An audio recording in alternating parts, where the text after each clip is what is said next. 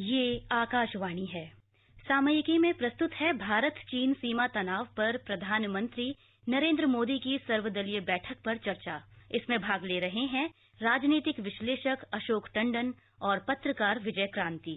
अशोक जी, कल भारत के प्रधानमंत्री ने जो सभी दल हैं उनके नेताओं के साथ बातचीत की और भारत और चीन की सीमा पर जो विवाद चल रहा है 15 और 16 की रात को जिस तरह की दुखद घटना हुई उस बारे में पूरा देश भी जानना चाहता था और जो विपक्षी दल हैं उन्हें भी देश के प्रधानमंत्री से सलाह मशविरा इस मामले में करना था और जानकारी लेनी थी।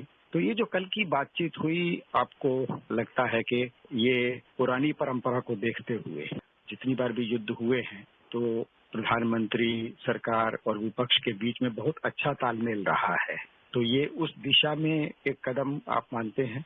ये परंपरा बहुत पुरानी है कि विपक्ष को हर ऐसे राष्ट्रीय मुद्दे पर सरकार जो है वो विश्वास में ले, और ये परंपरा को प्रधानमंत्री नरेंद्र मोदी लगातार पिछले 6 साल से इस परंपरा को निभा रहे हैं। और हम देख रहे हैं कि पिछले कुछ एक महीनों में जब भी कोरोना संबंधित भी समस्याएं हुई हैं तो प्रधानमंत्री ने उसमें विपक्ष के नेताओं के साथ भी मशवरा किया है और हमारे देश का जो संघीय ढांचा है उसको ध्यान में रखते हुए मुख्यमंत्रियों से भी वार्तालाप किया है, उनके साथ बातचीत लगातार चली है। तो अब जब ये एक हमारे सीमा पर जो एक समस्या पैदा हुई तो उसकी दृष्टि में भी उसको ध्यान में रखते हुए भी प्रधानमंत्री ने शुक्रवार को विपक्षी दलों की बैठक बुलाई थी। अब उसमें कुल 20 राजनीतिक दलों ने भाग लिया था।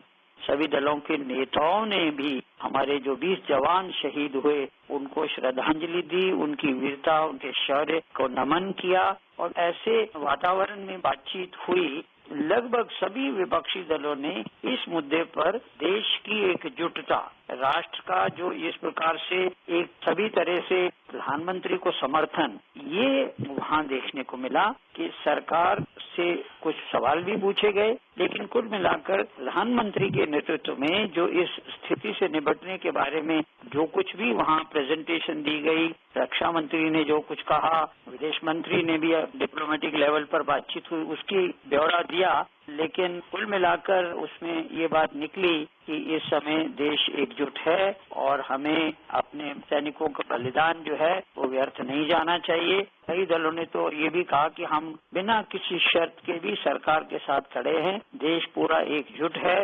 जैसे डीएमके के एमके स्टालिन ने कहा कि जब हम देशभक्ति की बात करते हैं तो हम एकजुट होते हैं।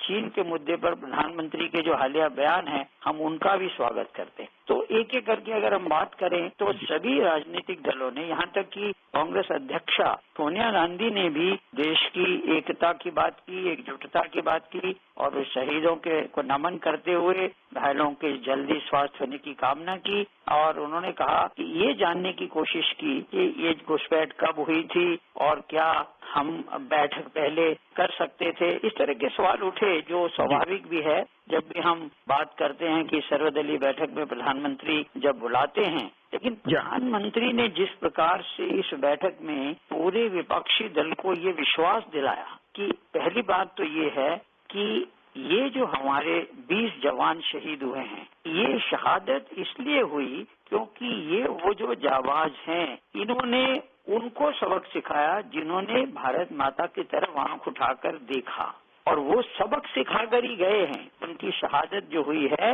वो सबक सिखाया गया है, इसीलिए उन्होंने उन लोगों को ये एक तरह से भारत की ओर से जवाब दिया।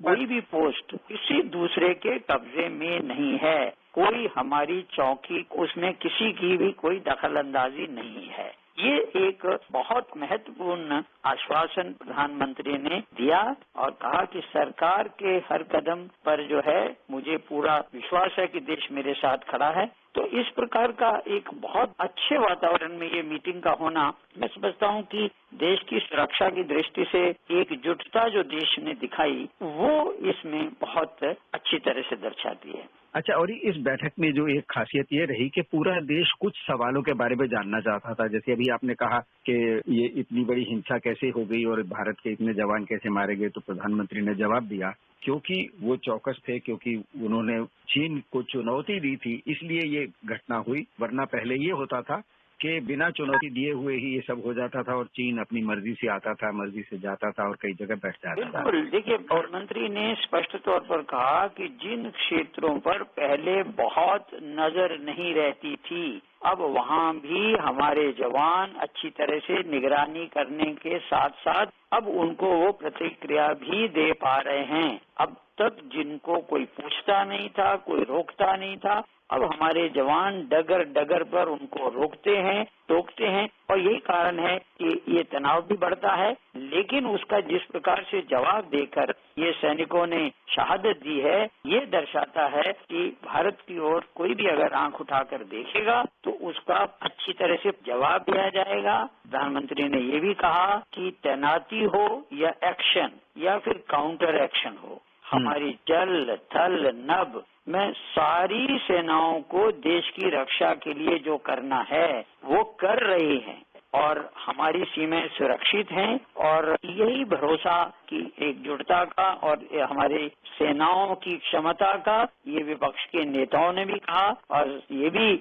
हम देखते हैं कि राष्ट्रीय सुरक्षा के मुद्दे पर जो देश एकजुट है, प्रधानमंत्री ने कहा कि बीते वर्षों में देश ने अपनी सीमाओं को सुरक्षित करने के लिए बॉर्डर एरिया में इंफ्रास्ट्रक्चर डेवलपमेंट की प्राथमिकता दी है। हमारी आवश्यकताओं जैसे फ्लाइटर, प्लेन, आधुनिक हेलीकॉप्टर, मिसाइल, डिफेंस सिस्टम आदि पर भी हमने बल दिया है। तो नए बने हुए इंफ्रास्ट्रक्चर की वजह से खासकर LAC में अब हमारी पेट्रोलिंग की कैपेसिटी भी बढ़ गई है। पेट्रोलिंग बढ़ने की वजह से अब सतर्कता भी बढ़ी है और LAC पर हो रही गतिविधियों के बारे में अब हमें समय समय पर पता चलता है। ये जो कल की बातचीत थी उसमें एक और बहुत महत्वपूर्ण मुद्दा जो रहा, वो प्रधानमंत्री ने देश को ये आश्वस्त किया कि जो पिछले कम से कम 60-65 साल से एक नीति बनी हुई थी कि हम सड़क नहीं बनाएंगे और कारण ये बताया जाता था कि अगर हमने सड़क बना दी तो चीन उन्हीं सड़कों का इस्तेमाल करके भारत में घुस आएगा। तो इस पर जो प्रधानमंत्री ने बहुत अच्छी स्पष्टता दी है कि पिछले 3-4 साल से भारत ने उस नीति को पलटा है।